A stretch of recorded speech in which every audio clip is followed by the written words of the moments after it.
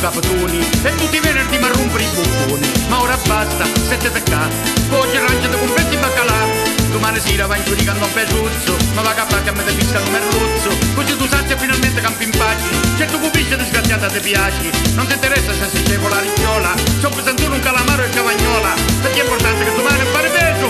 Se vi sconfisce per volta almeno un metro.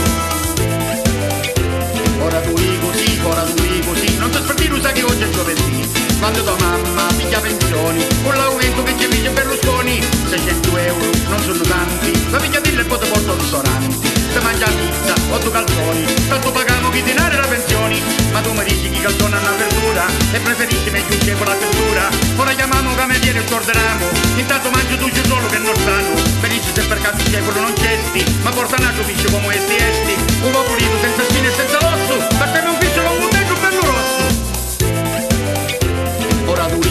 Ora duri così, ma come mai non voglio un piscio venerdì? C'è il cupeletto, un popolaro, di quando cano ci sta peso macellaro.